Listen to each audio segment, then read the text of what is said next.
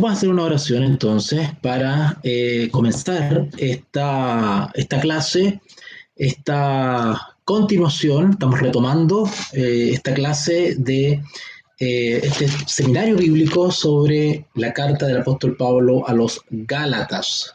Ya hemos visto el capítulo 1, hemos comenzado el capítulo 2 y hoy nos corresponde efectivamente continuar desde el versículo 6 en adelante.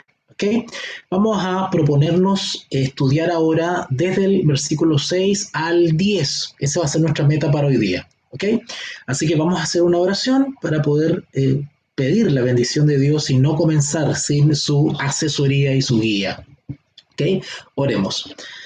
Bendito Dios y Padre, gracias en esta mañana maravillosa, en esta tarde maravillosa, en el cual nos permites tener este tiempo especial, este tiempo santo, este tiempo, Señor, apartado para poder dedicarlo a meditar y reflexionar en tu palabra. Gracias, Padre, por la salud, por el trabajo. Gracias porque tú nos has sustentado en esta semana. Ayúdanos, Señor, a poder ser cristianos de victoria, ser cristianos victoriosos día a día. Padre, necesitamos del Espíritu Santo para que éste nos acompañe, nos guíe y nos asesore, nos ilumine en esta reflexión bíblica que haremos. Permite que aquellos que vean esta transmisión y aquellos que la vean de manera diferida puedan también, Señor, verse beneficiados y edificados espiritualmente. Te lo pedimos no porque haya méritos en nosotros, sino por los méritos de Jesús, nuestro Salvador. Amén y amén. Bueno, vamos a iniciar entonces con el versículo 6. Habíamos quedado en Gálatas capítulo 2, versículo 6, ¿ok? Y ustedes ya saben más o menos cuál es la temática de este capítulo, ¿no es cierto? Pablo está en una misión, ¿no es cierto? Una misión de rescatar a la iglesia de Galacia de la apostasía por la influencia perniciosa de los así llamados judaizantes, ¿no es cierto? Los judaizantes, ¿no es cierto?, así como lo hemos explicado en clases anteriores, son aquellos cristianos de origen judío y que pues no estaban respetando el concilio de Jerusalén, lo que habían acordado en Jerusalén. Ustedes pueden leer sobre el concilio de Jerusalén allá en Hechos capítulo 15, donde se acuerda justamente qué actitud o qué proceder había que seguir para con los gentiles, ¿ok? Es decir, con los no judíos, con los cristianos que eran de origen gentil.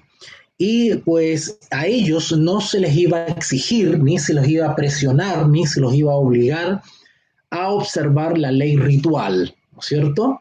Entre ellas, ¿no es cierto?, la circuncisión, que lo que tenía que ver con las observaciones prácticas o tradiciones judaicas, ellos no estaban obligados a participar ni a seguir ese tipo de conductas porque se entendía, ¿no es cierto?, que la salvación era o es por la fe. ¿Ok? Sin embargo, los judíos, los cristianos de origen judío, pues en realidad, en cierta medida, si me permiten expresarme de esta manera, daba lo mismo si los cristianos de origen judío participaban o no participaban, ¿no es cierto?, de algún tipo de rito judaico o de algún tipo de fiesta judaica, o si se circuncidaba o no se circuncidaba. En realidad daba exactamente lo mismo, porque en realidad se entendía en términos generales en la iglesia que la realización o participación de este tipo de actividades no tenía ningún valor per se, no tenía ningún valor meritorio, porque se entendía que somos salvos por la fe, por la sola gracia de Cristo y no por las obras. Yo quiero aclarar un poquito este concepto y voy a ir repitiendo en la medida que voy avanzando. En el mundo cristiano existe una confusión respecto al tema de las obras. O sea, cuando algunos maestros cristianos, algunos líderes cristianos o pastores, ¿no es cierto?, con mala formación, hay que decirlo así, digamos las cosas como son, acá hay que ser franco. La gente necesita en los estudios bíblicos que le digan la verdad, no que le maquillen las cosas. Hay maestros bíblicos que tienen mala formación, que no han sido llamados al ministerio de la enseñanza, y ellos tienen una confusión. O sea, se largan a enseñar sin tener ellos claro concepto, no solamente intelectual, sino que experimental respecto a la justificación por la fe. Entonces, cuando se habla de que somos salvos por gracia o somos salvos por la fe, ¿no es cierto? Por la sola fe, ¿no es cierto? Se tiende a menospreciar la obra, ¿no es cierto? Claro, porque la Escritura también enseña que no somos salvos por obras, entonces se tiende a menospreciar la obra. Pero desde cierto punto de vista, la obra es un elemento no esencial, pero es inherente a la experiencia de fe. Eso quiero decir. Vamos a entender estos conceptos bien. La fe, somos salvos por la fe. El justo vivirá por la fe. Pero la obra o la conducta o el acto o los hechos, ¿no es cierto? Los actos o hechos de justicia, es decir, los actos, hechos o la conducta obediente por la fe, es inherente a la fe. La obra derivada de la fe es un fruto, es un resultado espontáneo, normal, del que ejerce fe en Jesucristo. Por ejemplo, si yo ejerzo fe en Jesús para que Él me fortalezca, para que su gracia me sustente, para yo no caer, para no probar el alcohol, por ejemplo. Bueno, el resultado de mi fe y mi confianza y mi abandono en Jesús es que efectivamente no beberé, ¿verdad? No cederé al pecado, ¿sí? Es decir, no actuaré de manera desobediente, sino que actuaré de manera obediente. La acción, la obra, la conducta, cuando hablamos de obra, las obras, estamos hablando de acciones, conductas, hechos, actos, ¿ok? Ese ámbito de la obra es un resultado espontáneo de mi fe en Jesús. Por eso que el libro de Santiago, si ustedes van a Santiago, por ejemplo, vayan al libro de Santiago rapidito, vamos a explicar eso en su contexto, para que se entienda bien esto de la obra, porque se piensa generalmente de que como somos salvos por la fe, pues entonces las obras hay que menospreciarlas o tirarlas para el lado, ¿verdad? No, pero vamos a ver en qué sentido no somos salvos por obra, ¿vale? Ok. Cuando dice acá en el libro de Santiago, capítulo 2, libro de Santiago, capítulo 2, versículo 14. Santiago, capítulo 2, versículo 14. Hermanos míos, ¿de qué aprovechará si alguno dice que tiene fe y no tiene obra? ¿Se dan cuenta? ¿Podrá la fe salvarle? ¡Wow! ¿Cómo entonces decimos que somos salvos por la fe?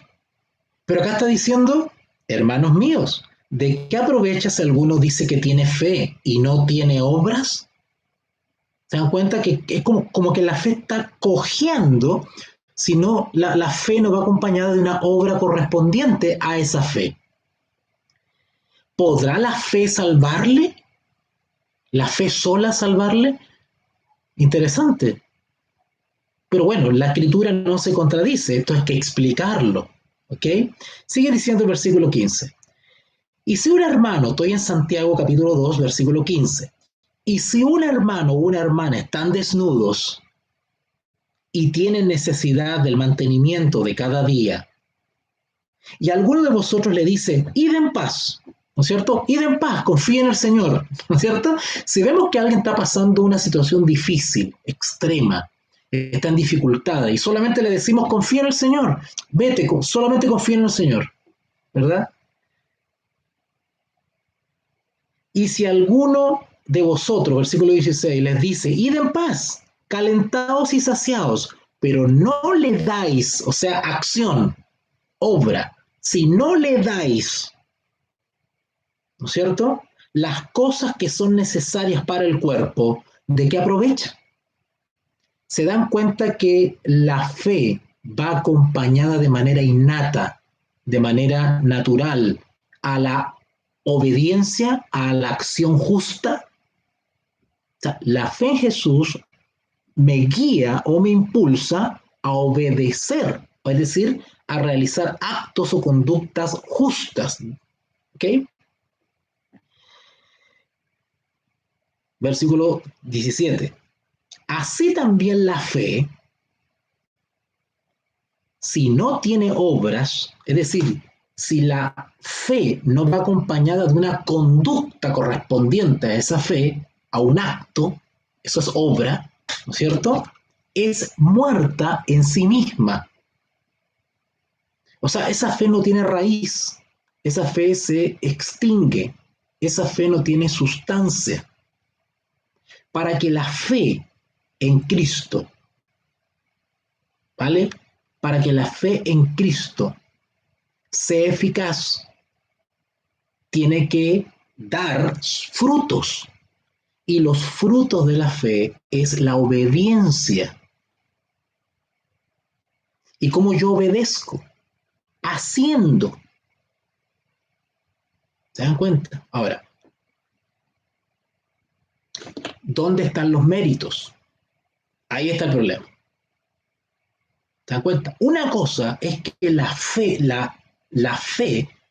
lleve aparejada su obra correspondiente, como fruto, como resultado, como consecuencia de la fe, yo obro de manera justa, es decir, creo en Jesús como Señor y Salvador y le obedezco.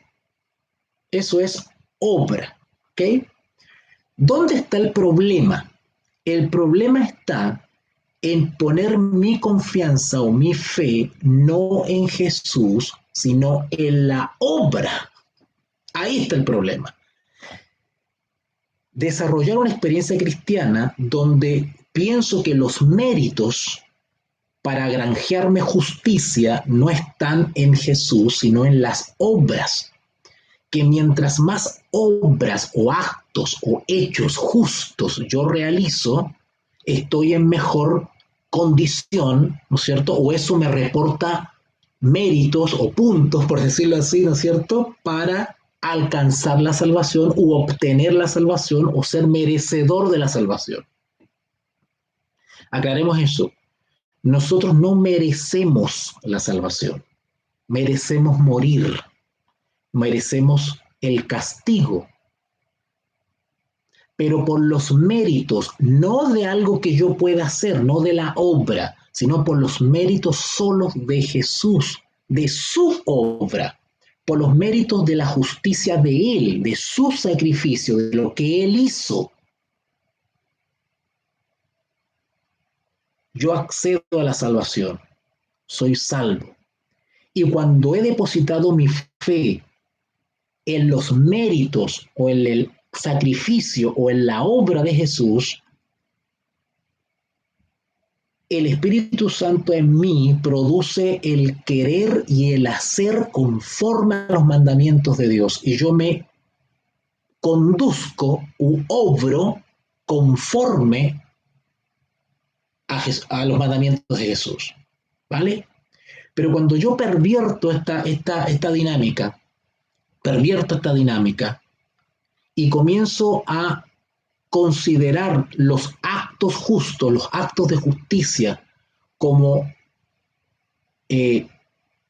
atribuyéndoles méritos, que mientras más actos yo pueda hacer de justicia, mientras más obras de beneficencia yo pueda hacer, mientras más obras de bien yo pueda hacer, pues soy merecedor de la gracia del perdón. Eso es un concepto equivocado. En ese sentido, somos salvos por la fe y no por las obras. Cuando la Escritura dice que somos salvos por la fe y no por las obras, se está refiriendo a esa controversia de aquellos que confiaban en el mérito propio, en las obras de justicia propias. Esa es una manera torcida de entender la relación con Dios, la salvación. ¿Cuál es la manera correcta de entender la relación entre la fe y las obras? ¿Vale? En que las obras son un resultado o un fruto espontáneo de mi fe y mi confianza en Jesús. Yo espero que eso haya quedado claro, lo expliqué de manera bien sencillita para que entendamos los conceptos bíblicos, ¿vale? Esto yo lo repito porque veo la confusión que hay en el cristianismo respecto a esto. Entonces, ¿qué sucede?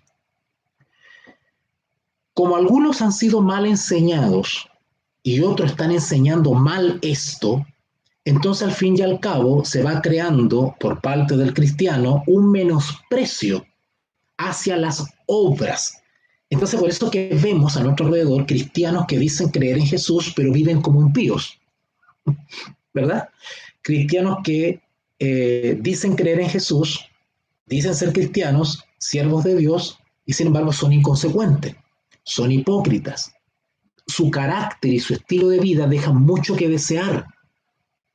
¿Por qué?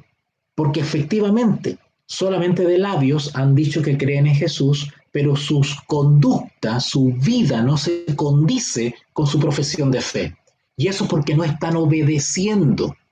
Dicen que son cristianos que han aceptado a Jesús, pero viven como ellos quieren y no como Jesús dice que hay que vivir.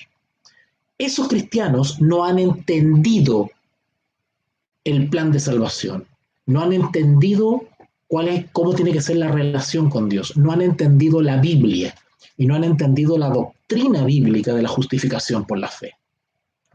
Cuando usted se encuentre con cristianos que tienen una vida, una conducta que contradice su profesión de fe, es porque no han entendido el Evangelio. Hay una mala enseñanza, hay una mala concepción. Todo cristiano que menosprecia las obras y no obedece los mandamientos de Dios, la palabra de Dios, pues está viviendo un evangelio equivocado, un evangelio distinto. Y está en la situación que estaban los Gálatas. ¿Ok? Estaban los Gálatas. ¿Vale? Ok, vamos entonces a Gálatas otra vez. Estamos en Gálatas capítulo 2, versículo 6. Ahora sí arrancamos con el versículo 6. ¿Ok? Bueno, no voy a explicar el contexto. Ustedes ya han visto las clases anteriores, así que yo me imagino que ustedes están enchufaditos en lo que estamos estudiando, ¿verdad? Bueno, resulta de que Pablo, el apóstol Pablo, se encuentra o tiene una reunión en Jerusalén con algunos apóstoles, aquellos que eran considerados columnas, por decirlo así de manera más sencilla, los más antiguos, ¿verdad? Los más antiguos, los que tuvieron el privilegio y el honor de convivir personalmente con Jesús, ¿verdad? Así que noten aquí porque vamos a rescatar varias cositas. Dice el versículo 6, pero los que tenían reputación de ser algo,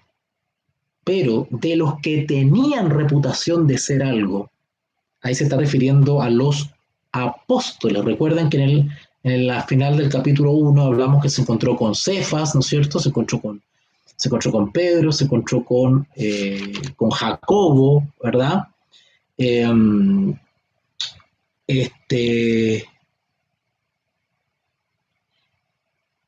¿Ok? Así que pues se encuentra con ellos. Y fíjense cómo él se refiere. Dice, pero de los que tenían reputación. Esa palabra reputación puede sonarles un poquito, no sé, un poquito como... eso de reputación quiere decir que tenían, ¿no es cierto? Es que no quiero usar la palabra fama, no. Tenían ostentaban, ¿no es cierto? Ostentaban cierto prestigio, cierto nombre entre los creyentes porque eran quienes tenían el testimonio, digamos, más directo, tenían el testimonio más real, porque habían vivido con Jesús, habían conocido personalmente a Jesús. Entonces, como conocían personalmente a Jesús, pues evidentemente eran referentes para los demás, ¿verdad? Si lo decían ellos es porque están dando un testimonio real, vivieron con Jesús, escucharon a Jesús, ¿no es cierto? Convivieron con el Maestro. Así que en ese sentido Pablo dice, los que tenían reputación, estoy en Gálatas capítulo 2, versículo 6, pero de los que tenían reputación de ser algo, ¿cierto? De ser algo. Después hay un paréntesis y dice, lo que hayan sido en otro tiempo, nada me importa. Algunos han pensado que Pablo aquí está siendo un poquito soberbio y menospreciando tal vez eh, la condición, ¿no es cierto?, en cierta medida aventajada que tenían los apóstoles respecto a Pablo, ¿verdad? Pablo sin duda fue llamado por Dios y se constituyó, Dios lo constituyó apóstol de Jesucristo, pero sin embargo carecía de esa experiencia física, personal con Jesús. Él no la tuvo, aunque sí fue instruido por Jesús mismo en sueños y visiones y de muchas maneras, y tuvo una relación personal con Jesús. Sin embargo, la parte terrenal, la parte física, no la tuvo Pablo. Entonces, ese detalle era ocupado por los judaizantes para atacar a Pablo y para deslegitimar o poner en duda o desacreditar su apostolado, ¿vale? A lo cual Pablo, por supuesto, que se defendía ardientemente, ya hemos estudiado eso. Pero cuando Pablo dice acá, nada me importa, cuando dice él, lo que hayan sido en otro tiempo, nada me importa, Pablo, cuidado, no está siendo soberbio, Pablo no está menospreciando, no está ignorando, digamos, la experiencia o el apostolado de los apóstoles. ¿Mm? Sino simplemente es lo que está intentando recalcar, porque si ustedes se fijan en el contexto de lo que estamos leyendo, acá el tema es el siguiente, el siguiente es el apostolado de Pablo. Ese es el tema de estos versículos, donde el apostolado de Pablo estaba siendo cuestionado por los judaizantes, ¿vale? Los judaizantes lograron envenenarle la cabecita o llenarlos de prejuicio a los gálatas. Y los gálatas ya como que no estaban tomando en cuenta las enseñanzas y los consejos de Pablo, se estaban deslizando hacia atrás, hacia el judaísmo. Los gálatas, que eran de origen gentil, los habían convencido de que otra vez había que comenzar a practicar ritos y rituales judaicos, ¿vale? Como parte de los méritos o la aceptación que ellos requerían de Dios. Y eso estaba equivocado, eso era, y lo dice Pablo en el capítulo 1, eso era apostatar, eso era alejarse del verdadero evangelio. Entonces estaba en controversia y estaba en discusión la legitimidad, ¿no es cierto?, o la autoridad del apostolado de Pablo. Eso es lo que está en juego aquí, en estos textos, ¿vale? Entonces cuando Pablo dice que se encuentran los demás apóstoles y él dice, lo que haya sido en otro tiempo, nada me importa, Dios no hace acepción de persona, lo que está diciendo aquí es que Dios no te eh, no valida el ministerio, ¿vale?, de uno u otro por la antigüedad, porque estuvo personalmente con Jesús o no estuvo personalmente con Jesús, porque seas judío o seas un gálata, seas griego o seas un árabe o seas un judío, o sea, eso le es indiferente a Dios. Acá no tú no eh, acumulas méritos porque eres teólogo o no eres teólogo, porque eres rico o porque eres pobre. Eso es indiferente a Dios. Lo que le da peso, autoridad o legitimidad a un ministerio o a un ministerio es el amor, la fidelidad y la obediencia al llamado que has recibido. ¿Vale?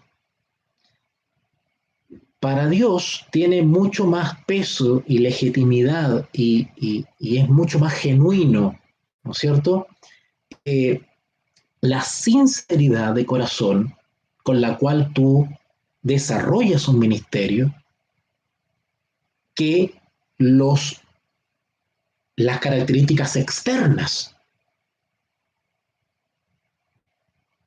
que si estás bien vestido, que si no estás tan bien vestido, si usas camisa y corbata o solamente usas una camiseta. Eso es algo externo que no te recomienda ni te provee de méritos para ser aceptado o no por Dios. Lo que Dios mira o espera es un corazón limpio y dispuesto a obedecer. Eso es lo que tiene peso en un ministerio. Lo demás es añadido o es aportado o es suplido por Dios. Y esto es una experiencia que podemos verla hoy en día. Si usted observa un poquitito la iglesia y observa a los hermanos y a la hermanita, y si los sentáramos a todos en una sala y pusiésemos a un hermano, ¿no es cierto?, excelentemente vestido, con camisa, con corbata, con un traje wow, una presencia, una pinta, una facha, ¿no es cierto?, un peinado, una elocuencia, ¿no es cierto?, que haga un buen show, ¿no es cierto?, que haga un buen discurso, ¿verdad?, con buenas luces, buenos amplificadores, micrófonos, ¿no es cierto?, apuesto, wow. Y luego pone en la misma escena a un hermano vestido normalmente de calle, quizás no con mucho atractivo físico, quizás con no mucha facilidad de expresión, ¿no es cierto? Quizás no con todo el despliegue eh, de escenario, ¿cierto? Quizás sin luces, sin las comodidades. Pues yo no creo que lo escuche mucho. Uno tiende a dejarse impresionar, ¿no es cierto? Uno tiende a dejarse a impactar, que si mientras más grita, mientras más llora, ¿no es cierto? Es porque hay más fuego, ¿no es cierto? Hay más espíritu, ¿verdad? Eh, y eso no es así, eso no es lo que enseña la Escritura. Ese no es el criterio para definir qué ministerio, qué otro ministerio está bajo la dirección de Dios o no. El apóstol Pablo está diciendo de que aunque los apóstoles hayan sido los apóstoles y hayan vivido con Jesús y hayan conocido a Jesús, no eran más que él. Aunque Pablo llegó al final como un abortado, como un abortivo, dice él, ¿verdad? Era tan apóstol como Pedro, como Santiago, como Juan. Porque el Evangelio era el mismo. El Espíritu Santo que los llamó y operaba en ellos era el mismo.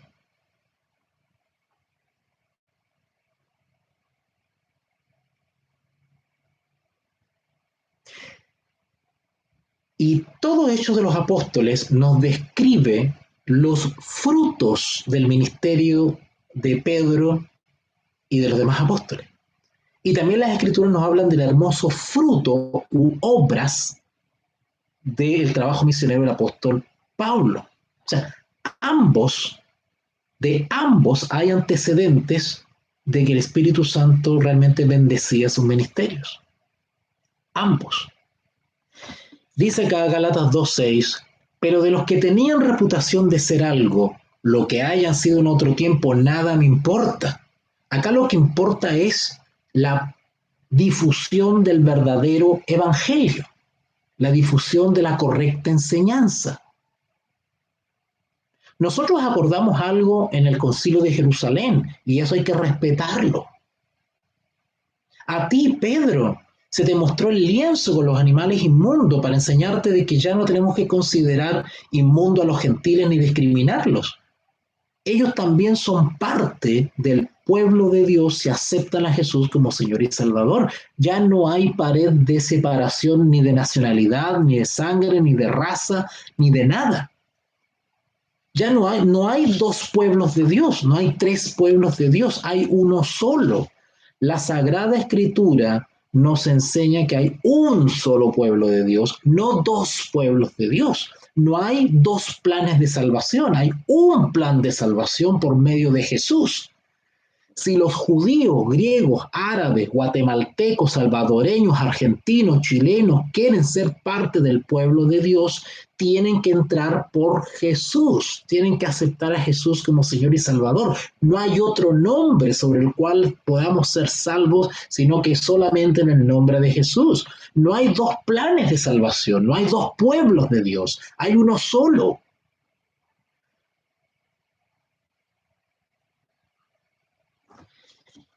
Pero los que tenían reputación de ser algo, lo que hayan sido en otro tiempo, nada me importa. ¿Ok?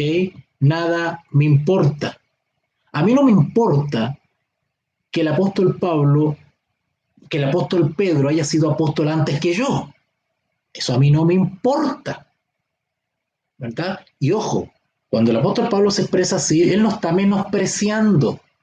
Él lo que está diciendo es cuidado, cuidado, no porque Pedro haya sido apóstol antes que yo, tiene más autoridad que yo, tiene más legitimidad que yo, y yo tengo menos autoridad, menos legitimidad, y mi apostolado vale menos.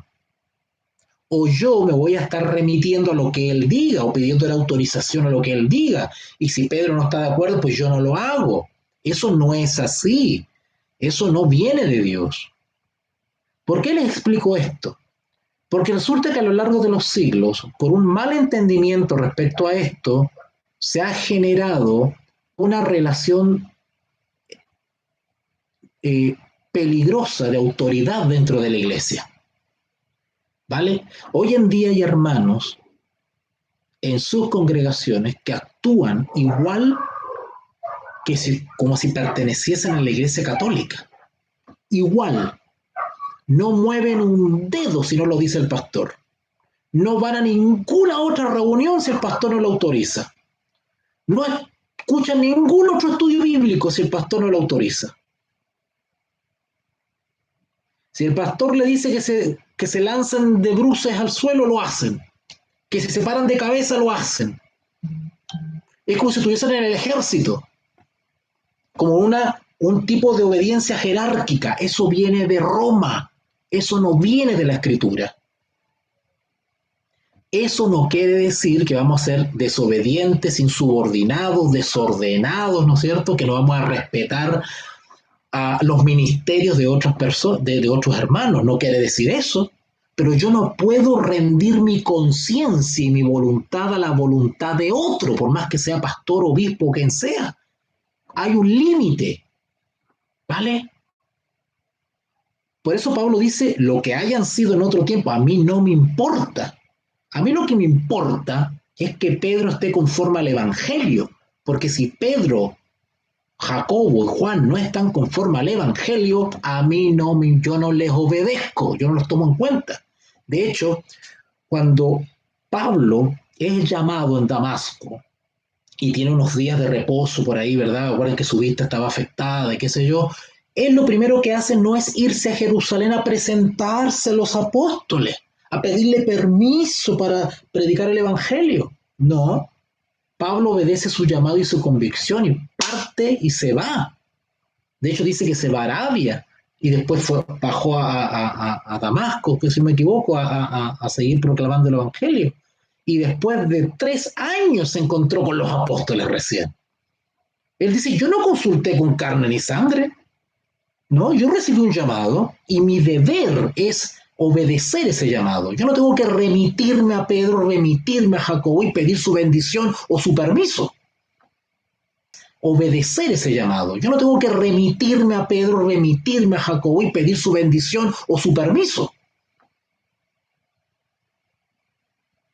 Yo voy a estar en estrecho compañerismo y solidaridad y cooperación con los apóstoles en la medida que ellos están en la sana doctrina y están viviendo y predicando el evangelio que yo también predico, porque nos lo ha dado el mismo Señor, el mismo Espíritu. En ese sentido, esa es la actitud de Pablo. Sin embargo, hoy en día vemos una sumisión borrega de muchos hermanos, de millones de hermanos, al líder. Y eso viene de Roma. Ese asunto jerárquico dentro de la iglesia, de que el hermanito le pide permiso a este, pues el otro, y el obispo es el que manda, y si el obispo no lo dice, nadie para abajo hace nada. Eso es romano, eso es católico, eso no es bíblico. Y eso es una mala práctica que se ha infiltrado en la iglesia. Entonces, cuando usted actúa conforme a la escritura, lo tachan de rebelde, ¿verdad? De hermano problemático, ¿eh? El hermano que no tiene disciplina, ¿cierto? Y le aplican los textos bíblicos, hay que estar sujeto a los pastores. Y malinterpretan el texto sujeto, como que sujeto implica violar mi propia conciencia y mi voluntad a la de otro. Entiendan una cosa, la práctica religiosa, la práctica religiosa que rinde la conciencia o la voluntad a la conciencia y la voluntad de otro se llama esclavitud. Ahora usted me dice, ay, hermano Walter, pero en realidad tiene razón. Eso está pasando en mi iglesia, va a decir usted, ¿verdad? ¿Ah? Bueno, todo eso está sucediendo en la iglesia por ignorancia. Hermanos ignorantes, pastores ignorantes. Y no estoy diciendo ignorante en el sentido despreciativo, estoy diciendo que falta de información, ignorante es falta de luz, falta de entendimiento, falta de instrucción, falta de formación. ¿Ok? Cuidado con eso. Yo soy respetuoso, obediente y colaborador del pastor en la medida que éste camina conforme al Evangelio. ¿Por qué les digo que tienen que tener cuidado con esto? Porque un mal entendimiento respecto a esto se da para abusos. Porque como al hermanito se le enseña que él tiene que decirle todo al pastor, que tiene que obedecerle ciegamente al pastor, ¿no es cierto?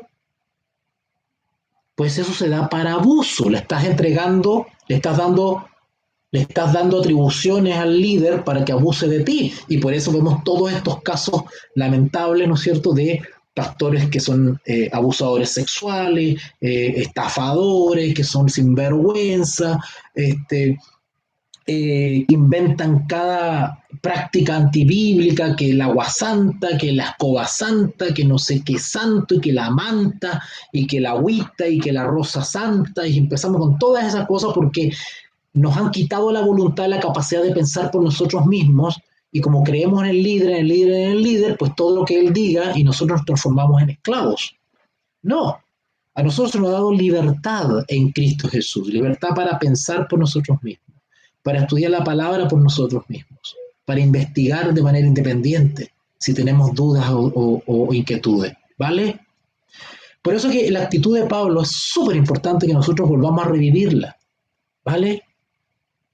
Pero los que tenían reputación de ser algo, lo que hayan sido en otro tiempo, nada me importa, Dios no hace acepción de persona. Dios no quiere más o acepta más a Pedro porque vivió con Jesús que a Pablo que no vivió con Jesús. Dios no hace acepción de persona. ¿Ok? A mí pues, mira lo que va a decir Pablo, ojo con esto, ojo con esto. Ahora, lo que yo estoy explicando aquí no es muy popular. Porque si hay un pastor que escucha esto que yo estoy explicando ahora, no le va a gustar mucho. Bueno, depende. Si el pastor es humilde y entiende que esto es así, lo que estoy diciendo, que es la realidad bíblica, pues lo va a aceptar. Pero generalmente nosotros hemos mal acostumbrado al pastor. Lo hemos acostumbrado al pastor a decirle todo que bueno. Entonces el día que nosotros nos plantamos y decimos no estoy de acuerdo, el pastor se ofende y se da por herido y se da como que no le están haciendo caso, ¿no es cierto? Como que su autoridad, la están pasando por alto su autoridad. Nosotros hemos mal acostumbrado a los pastores y a los líderes, porque le hemos dado demasiada atribución a ellos que no le corresponde. El pastor, y escúcheme si hay algún pastor mirando acá, el pastor es un servidor, no es el señor de la congregación, no es el cura, no es el padre de la congregación, ¿vale? No es el señor de la comarca. El pastor es un servidor. El pastor es uno más. No es más que el diácono. No es más que la diaconisa. No es más que el portero. no es más que el evangelista, no es más que el misionero, no es más que la hermana Juanita o el hermano Pedrito. El pastor es uno más. Es más, el pastor está al servicio de la iglesia, no la iglesia al servicio del pastor. Ahora, ¿de dónde viene toda esta práctica de la reverencia y de la cosa esta que al pastor se lo pone en una... Yo he visto congregaciones donde se los halagan de una manera impresionante. Por favor, tómenlo de buena manera lo que estoy diciendo. Son prácticas que no vienen de la escritura, son prácticas que vienen del catolicismo y todavía no se han salido de la iglesia. ¿Okay? Yo he visto congregaciones donde le celebran los 50 años de matrimonio y los agasajan y le ponen la mesa y le ramos de flores y hermano hasta que le regalan cosas y departamentos y le regalan carros.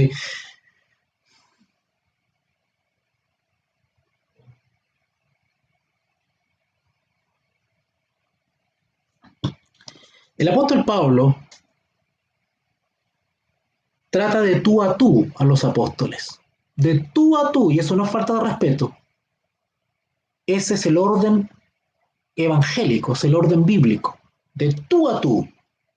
¿Recuerdan cuando un par de apóstoles estaban discutiendo y la mamá le fue a pedir a Jesús de que uno se sentase en el reino de los cielos, uno se sentase a la izquierda y otro a la derecha, ¿no es cierto?, en puestos privilegiados, y discutían entre ellos los apóstoles y los demás se pusieron envidiosos. Jesús, ¿qué les dijo? Entre vosotros no debe ser así. Entre vosotros no debe ser así. Cada cual es servidor de su hermano. Gálatas 2:6. Pero los que tenían reputación de ser algo, lo que hayan sido en otro tiempo, nada me importa. Dios no hace acepción de personas. A mí, pues, los de reputación, es decir, Jacobo, Pedro y ¿quién más estaba? Juan, ¿verdad? Nada nuevo me comunicaron. ¿Se dan cuenta? Desde el punto de vista teológico, del punto de vista doctrinal, nada nuevo le entregaron los apóstoles a Pablo, porque Pablo hablaba y difundía el mismo evangelio, enseñado el mismo Jesús, en sueños y visiones, en revelaciones. ¿Ok? Versículo 7. Antes, por el contrario, como vieron ellos que me había sido encomendado el evangelio de la incircuncisión, o sea, por obra y gracia del Espíritu Santo, los apóstoles, gracias a Dios, no eran envidiosos, no tenían un espíritu competitivo, no tenían ambiciones de puestos, gracias a Dios. Y eso tenemos que copiarlo nosotros. ¿Ok? Yo me he dado cuenta que, déjame hacer un paréntesis para contar una experiencia personal. Yo me he dado cuenta cuando converso con pastores, ¿verdad?, que no tienen los estudios que tengo yo, y yo sin pretender ser más que ellos, pero ellos automáticamente se sienten menos y se ponen a la defensiva y te ven como una amenaza, ¿verdad? Y ellos luchan por ponerse a tu altura y te discuten y que... Pero esto no se trata de una competencia de conocimiento. Esto se trata de fortalecernos en la fe. Esto se trata de exaltar a Jesús. Esto se trata de difundir el nombre de Jesús. Esto se trata de complementarnos, esto se trata de ayudarnos. No que seamos competencia de quién sabe más o quién es más inteligente o quién es más sabio o quién tiene más títulos. Esto se trata de complementarnos. A mí no me cabe la menor duda que el apóstol Pablo, cuando conoció personalmente a los apóstoles, yo creo que se enteró de muchas cositas, detalles que no sabía. Quizás Pedro y Juan y Jacobo le aportaron detalles de la vida de Jesús que Pablo no sabía. Seguramente le contaron, mira, Pablo, nosotros tuvimos la oportunidad de comer con Jesús, de dormir con Jesús, y Jesús era así, era así, cuando se levantaba decía esto, hacía esto, otro. Pablo seguramente se gozaba en esos detalles que él no sabía, sin duda, seguramente le aportaron con esas cositas, ¿verdad?, en las conversaciones, y seguramente Pedro, Jacobo y Juan también se beneficiaron de la preparación quizás que tenía teológica o cultural que tenía Pablo, ¿por qué no?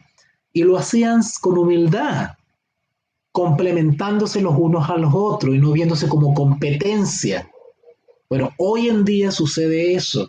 Cuando en la congregación aparece alguien, ¿no es cierto?, que tiene ciertas capacidades, que Dios le ha dado un don, los hermanos tienden a ponerse envidiositos y que este sabe más y que no sé qué, ¿no es cierto? Y comienzan esos roces y esas cosas, los pastores, ¿no es cierto? Cuidando su estatus, no le vayan a serruchar el piso, ¿verdad? Entonces bajan los hermanos que tienen talento, porque ellos quieren seguir siendo el pastor, porque se sienten que su autoridad puede verse mermada. Eso, eso es la carne, eso es humano, eso es parte de la naturaleza humana. Eso, eso es la carne, eso es humano, eso es parte de la naturaleza humana y eso no puede ser. La naturaleza humana tiene que ser crucificada. Aprendamos, por ejemplo, de Moisés. Estos últimos días he estado estudiando mucho la experiencia de Moisés. Caramba, qué tremendo, qué ejemplo de carácter de Moisés para nosotros. ¿Okay? Y a veces por esa actitud no aprendemos ni dejamos que los demás aprendan, ¿verdad? Porque hay pastores que en vez de abrirle las puertas a hermanos que pueden dar buenas charlas, buenos seminarios, buenos estudios bíblicos, no los dejan acercarse a su congregación porque se ven amenazados. Dicen, oye, te voy a quitar la iglesia. Lo digo porque eso sucede y es una realidad. Los que me están escuchando saben que es así. Bueno, eso no debe existir porque eso es carne. Eso es ser carnal. ¿Ok? Eso es ser carnal. Dice así entonces, versículo 7, Gálatas 2:7. Antes, por el contrario, como vieron que me había sido dado encomendado el evangelio a la incircuncisión, los apóstoles se dieron cuenta que efectivamente el Espíritu Santo había llamado a Pablo, y lo que Pablo estaba haciendo tenía el sello de Dios, tenía la aprobación de Dios, y que Pablo no era más ni menos que ellos, era uno más que fue llamado para unirse a esta gran obra de difusión del evangelio. Y sin envidia, sin competencia, ¿verdad? Sin desconfianza, los apóstoles le estrecharon la mano de compañerismo a Pablo y lo hicieron uno igual a ellos. ¿Okay? Versículo 7. Antes, por el contrario, como vieron que me había sido encomendado, perdón, el evangelio de la incircuncisión. Cuando hablamos del evangelio de la incircuncisión, estamos hablando de los no judíos, evangelizar a aquellos que no eran de origen judío. Pueden haber sido tesalonicenses, gálatas, efesios, en fin, todos ellos. Como a Pedro, el de la circuncisión. Ahora, yo quiero aclarar esto acá. No es que a rajatabla Pablo tenía que ir solamente a la incircuncisión y Pedro solamente a la circuncisión. No era así, ¿vale? Porque si ustedes ven los relatos bíblicos, Pedro no solamente difundía el evangelio entre los judíos, también tuvo oportunidad de interactuar con los gentiles. Y Pablo la misma cosa, si bien su ministerio estaba enfocado a los gentiles, eso no quitaba que él dedicara tiempo y dedicación, ¿no es cierto?, a los judíos. Pero sus ministerios estaban marcadamente establecidos. O sea, el Espíritu Santo les dio ese ministerio. Amén de que en el camino ellos trataran con judíos y gentiles, pero sus ministerios estaban marcadamente señalados, estaban bien marcados, bien determinados, ¿vale? Antes, por el contrario, como vieron que me había sido encomendado el evangelio de la incircuncisión, como también aquel que actuó en Pedro para el apostolado de la circuncisión, actuó también en mí para con los gentiles. De hecho, si ustedes van a Gálatas 3:28, dice lo siguiente. Gálatas 3:28. Ya no hay judío ni griego, no hay esclavo ni libre, no hay varón ni mujer, porque todos, es decir, todas las nacionalidades. Increíble lo que enseña la Escritura, y sin embargo hoy en día hay maestros cristianos que enseñan que hay dos pueblos de Dios. ¿Se han encontrado ustedes con esas enseñanzas? De que hay dos pueblos de Dios. Hay un pueblo de Dios que es el judío actualmente, estoy hablando año 2021. Todavía hay personas, yo no digo que sean personas malas, yo estoy diciendo que simplemente les falta formación o no entienden la escritura. Dicen que hay dos pueblos de Dios, que está el pueblo judío actualmente, dicen que es pueblo de Dios, y además hay un segundo pueblo de Dios que sería la iglesia. Hay dos pueblos de Dios. Eso dicen algunos. Y sin embargo, el mismo Pablo está diciendo ya no hay judío ni griego. Ya no hay judío ni griego, no hay esclavo ni libre, no hay varón ni mujer, porque todos vosotros sois uno. Ya no hay separación. Pablo lo está diciendo, lo acabamos de leer. Dios no hace acepción de personas, no hace una diferencia. Hay un solo pueblo de Dios y la única manera de pertenecer a ese pueblo de Dios espiritual, ya no hay un pueblo de Dios literal, como creen algunos, ¿verdad? Que hay un pueblo allá en Jerusalén, en Israel, que hay un pueblo de Dios literal, con gente que es pueblo de Dios. No, porque no es por raza, no es por nacionalidad, ¿vale? Ahora hay un pueblo de Dios espiritual, hay un Israel espiritual. ¿Y por quién está conformado ese pueblo de Dios espiritual? Por los cristianos, por los creyentes en Jesús, por los discípulos de Jesús. Acá dice Gálatas 3:28, ya no hay judío ni griego, no hay esclavo ni libre, no hay varón ni mujer, porque todos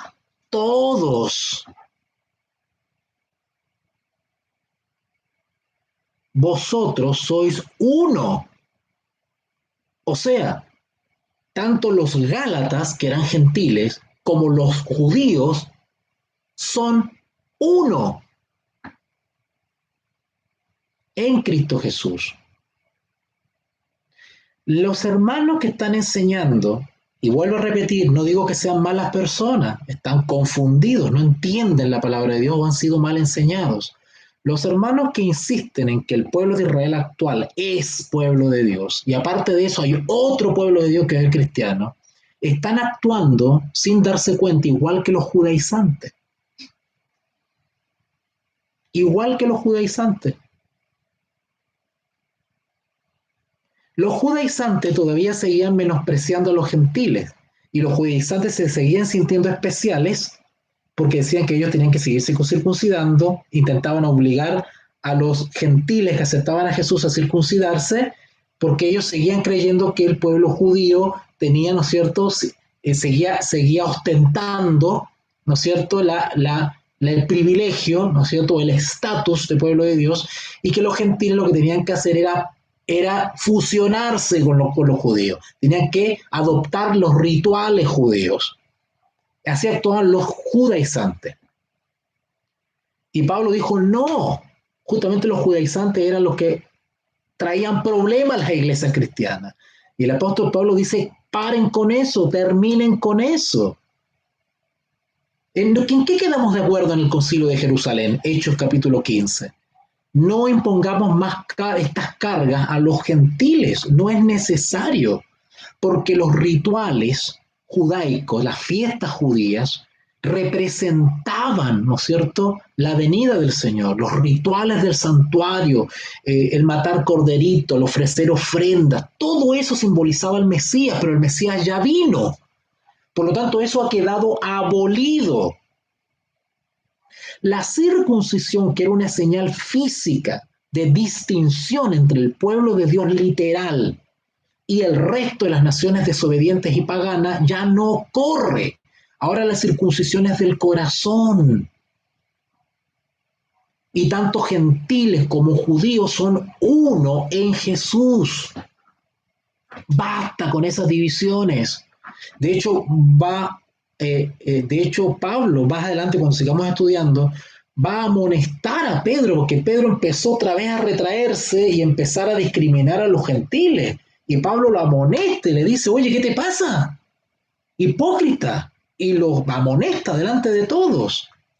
Increíble que hoy en día hermanos cristianos nuestros confundidos no tienen claro esto y se están dejando arrastrar por los judaizantes, o no necesariamente judaizantes, pero hermanos que tienen un concepto equivocado y creen que en el cristianismo hay que introducir cosas de la religión judía. Yo he visto hermanos por ahí tocando chofares y vistiéndose con la manta en la cabeza, como si fuesen rabinos, y se dejan crecer la barba hasta por acá, y se dejan rulitos, igual que los judíos, y ponen la bandera de Israel en sus congregaciones. Y yo digo, ¿qué locura es esto?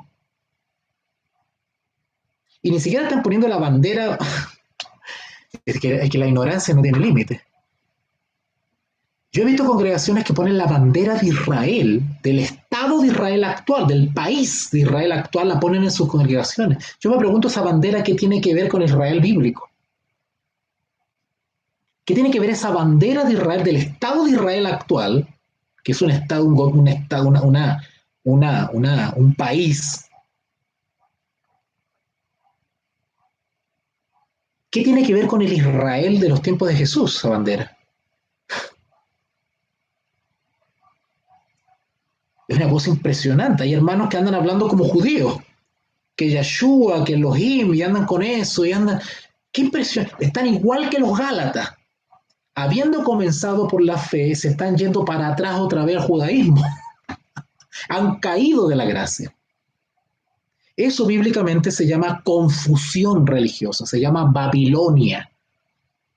Y la palabra de Dios y las profecías bíblicas amonestan contra Babilonia, contra la confusión religiosa. Es decir, los hermanos misioneros y evangelistas, en vez de aclarar a la gente en estas cosas, la están confundiendo más. ¿Verdad? Ok. Bueno, el apóstol Pablo dice acá, en Gálatas 2:8, pues el que actuó en Pedro para el apostolado de la circuncisión, actuó también en mí para con los gentiles. El mismo Espíritu Santo, el mismo Señor Jesús, actuó y operó tanto en Pablo como en Pedro. Y reconociendo los apóstoles, reconociendo la gracia que me había sido dada, Jacobo, o sea, Santiago, Jacobo era uno de los apóstoles, uno de los dirigentes, por decirlo así, de la iglesia de Jerusalén que, digamos, era un personaje que tenía bastante influencia en la iglesia de Jerusalén.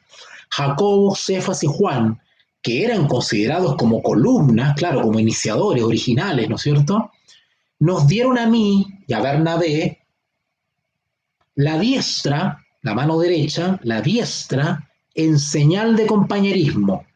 Es decir, los apóstoles demostraron humildad, que no eran más ni menos que Pablo, sino que eran iguales a Pablo del punto de vista espiritual, y le dieron la mano reconociendo que Pablo tenía la misma autoridad, la misma legitimidad y el mismo llamado que tuvieron ellos. Pablo no era menos que Pedro, era uno más. ¿Vale? Y gracias a Dios actuó la humildad y le dieron la mano a Pablo y le dijeron, amén, eres de los nuestros. Nos dieron a mí y a Bernabé la diestra en señal de compañerismo para que nosotros fuésemos a los gentiles y ellos a la circuncisión. ¡Qué hermoso! ¡Qué hermoso ejemplo para nosotros hoy en día! Y el versículo 10, ¿no es cierto?, un encargo que le hicieron los apóstoles a Pablo y a Bernabé, solamente nos pidieron que nos acordásemos de los pobres, lo cual también procuré con diligencia hacer. Se está refiriendo a los pobres de Judea. ¿Okay? Habían iglesitas en Judea, aparte de Jerusalén, habían otras localidades donde las iglesias estaban pasando un poquito de necesidad.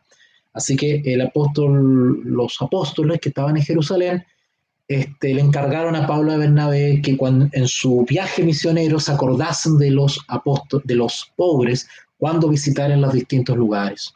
¿Okay? Bueno, vamos a dejarlos acá, vamos a hacer una pausa acá, ya ha transcurrido una hora. Yo espero que le haya servido esta explicación, este comentario, esta reflexión sobre estos textos.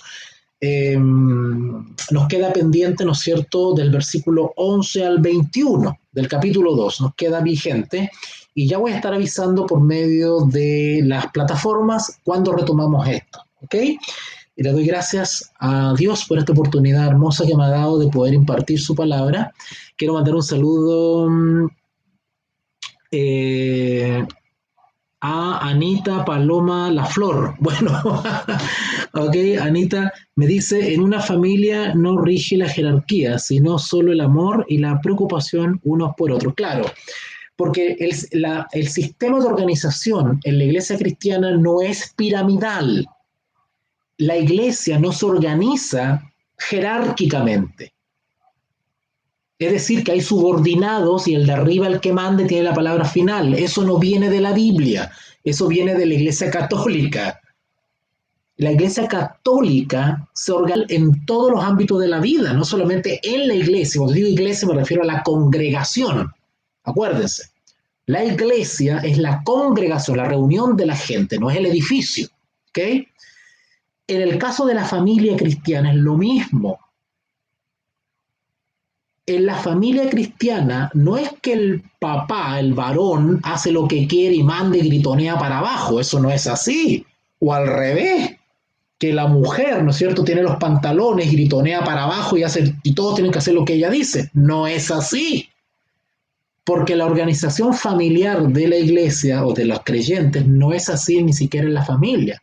En la familia también es una relación de horizontalidad, de igualdad. Y cada cual cumple su rol y su labor dada por Dios. ¿Vale? Eso es todo. El varón o el esposo de la Biblia han creado una rivalidad entre hombre y mujer.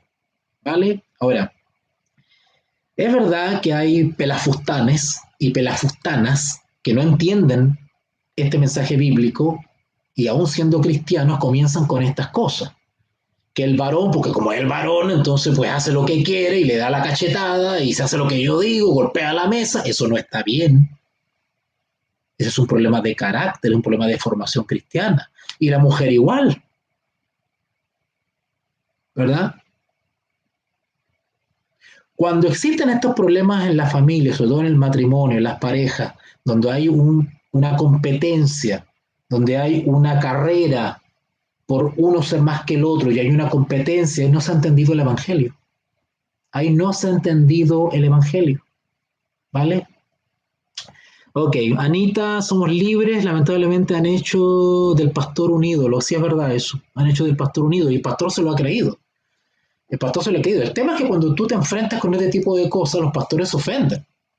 Se sienten ofendidos porque lo hemos mal acostumbrado. Entonces tú no le puedes decir nada. Y lo otro más peligroso que he notado es que usan textos bíblicos para defender ese poder mal habido o mal usado. ¿No es cierto? Por ejemplo, te usan textos como que no hay que tocar al ungido de Jehová. ¿Cierto? Usan ese texto. Ese texto está mal usado para eso, ¿verdad?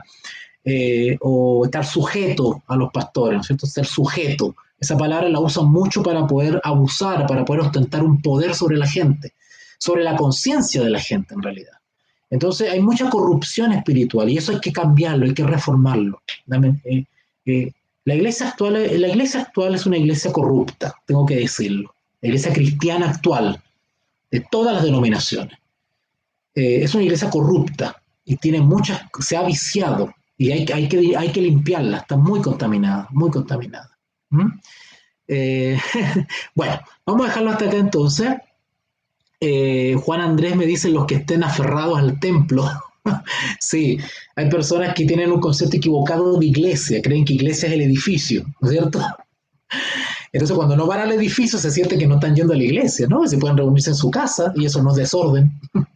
Eso es cumplir lo que dice la Biblia. La Biblia dice no dejar de congregarnos, no necesariamente en el edificio. Yo puedo congregarme en la orilla de la playa si quiero con los hermanos, y eso es una iglesia bíblicamente. ¿Vale?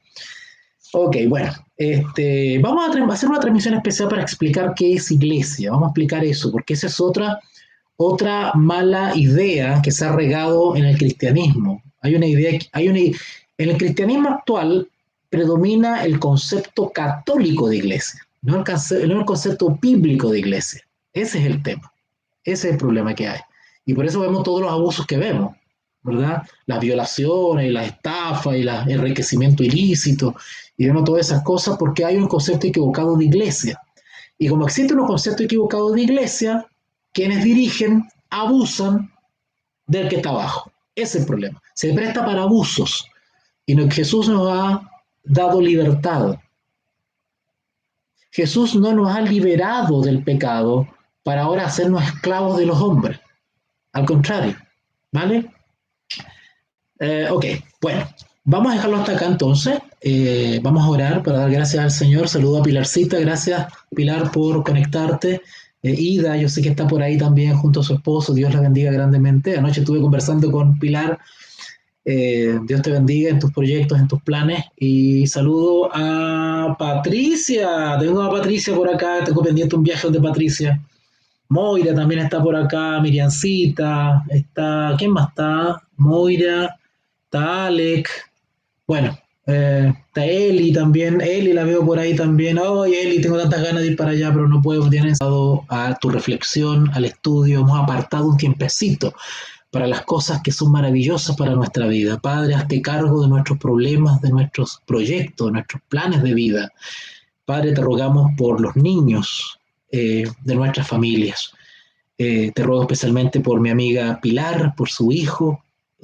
Bendícelo, pon tu mano guiadora sobre ella para que pueda ser de este pequeño un gran, gran hijo de Dios. De igual manera por Alejandro, por Ida, Señor, que tú puedas abrir su entendimiento para que ellos se nutran de la palabra de Dios. De igual manera por Cristian Alex, por Gina, por Mónica, Oriana, Anita, por Eli, tantos que están aquí conectados en este momento. Padre, acompáñanos, Señor, en este día, que tu presencia esté en medio de nosotros, que lo que hemos comentado hoy en día podamos reflexionarlo durante todo el día. Ayúdanos a tener una mente sana, una mente limpia, una mente correcta.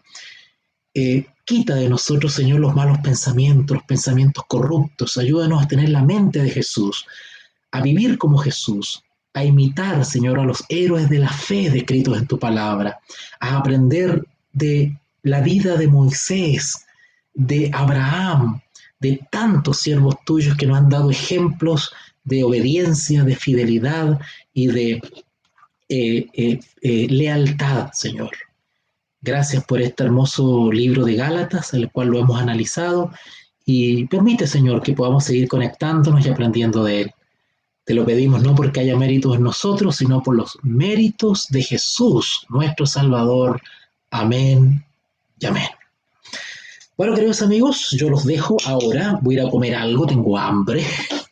Y les estoy avisando si que hacemos una nueva conexión, ¿vale? Atento ahí a las redes sociales, porque yo estoy avisando media hora más, 15 minutos más, una hora más, estoy avisando, y ustedes atentos ahí a la conexión. De todas maneras, la transmisión queda en el muro de Facebook y también posteriormente, quizás mañana pasado, lo subo a YouTube. Así que queda en YouTube también para que puedan repasarlo y compartirlo con otros también. Saludos. Patricia, acuérdate, Patricia, cualquier cosita, escríbanme con toda confianza, soy su amigo, yo no soy el obispo que está por allá arriba, yo no soy el pastor que está por allá arriba y hay que pedirle hora, ¿verdad? No, pueden escribirme con toda confianza, ¿ok? No me hace más ni me hace menos que yo esté aquí enseñando la palabra de Dios, simplemente estoy ejerciendo un don, estoy ejerciendo un llamado que Dios me ha hecho. Dios me llamó a la enseñanza bíblica, eso no me hace más ni menos que ustedes, ¿vale? Sé un poquito más nomás y eso es todo.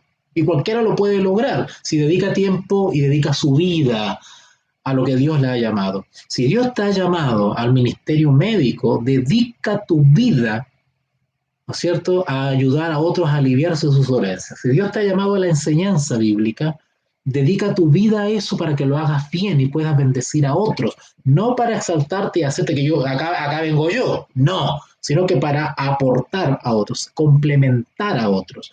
Si el día de mañana me llego a encontrar con un pastor, ¿verdad? Y veo que no tiene el conocimiento, la preparación que debería, pues mi deber es aportarle a él, ¿verdad? Y el deber del pastor es sin miedo y sin sospechas recibir, ¿no es cierto?, lo que Dios le quiere entregar y no mirar al mensajero como una amenaza, como competencia. No fue así entre los apóstoles. Pedro, Jacobo y Juan dieron la mano a Bernabé y a Pablo en señal de compañerismo. Uno trabajaba para los circuncisos y otro para los incircuncisos. Y el Evangelio avanzaba, sin egoísmo, sin competencia, sin rivalidades, sin envidia. ¿Okay? Saludo a Edgardo, mi gran amigo Edgardo. Edgardo ayer me llamó por teléfono después de muchos años, este ingrato. Bueno, yo también fui ingrato con él. Edgardo me llamó, fue un placer, un gusto haberlo escuchado a Edgardo, un gran amigo desde esos tiempos aquellos cuando guerreábamos, ¿verdad, Edgardo? ¿Cuántas guerras juntos? Así que para mí es una bendición tenerte, Edgardo, por acá. Saludos a tu esposa, ¿vale? César es mi gran amigo de Antofagasta, acá en Chile. Yo le digo Bernabé, es mi Bernabé que tengo allá en Antofagasta. Ok, ya vamos a estar por allá, Bernabé. Sí, Patricia, yo quiero viajar. Créeme que, mira, yo tengo la mochila lista ya. No la puedo mostrar ahora, la tengo allá. Tengo mi mochila lista para llegar y salir. Llegar y salir. Tengo planes de ir a Antofagasta, Calama, San Pedro de Atacama, Santiago de Chile, Curacaví, Rancagua, Valdivia, la novena región, a un lugar que ni me acuerdo el nombre, Temuco, ¿qué más? Eh, Tengo el plan hecho, el tema es que no puedo salir porque me pide el famoso carnet de la dictadura sanitaria. Ah, y hablando de dictadura sanitaria, tengo que hacer una nueva transmisión porque hay novedades, hay cosas tremendas que están pasando en este planeta. ¿Vale? Recuerdo lo que está pasando con el hongo negro, o hongo verde que le llaman, hongo negro le llaman en la India, que por causa de la PCR. Bueno, en fin, vamos a hablar sobre esas cosas porque hay que hablar de profecía también, hay que tener a la gente despierta con lo que está pasando. ¿Okay? Así que bueno, no me extiendo más porque si no me entusiasmo y sigo otra vez transmitiendo. ¿Ya? Saludos, Pilarcita, entonces, y Patricia. Vamos a idearnos de alguna manera para poder llegar hasta ustedes en esa hora misionera que tengo pendiente. ¿Ya? Nos vemos entonces, quizás más ratito, no sé, les confirmo por la red social. Que Dios les bendiga.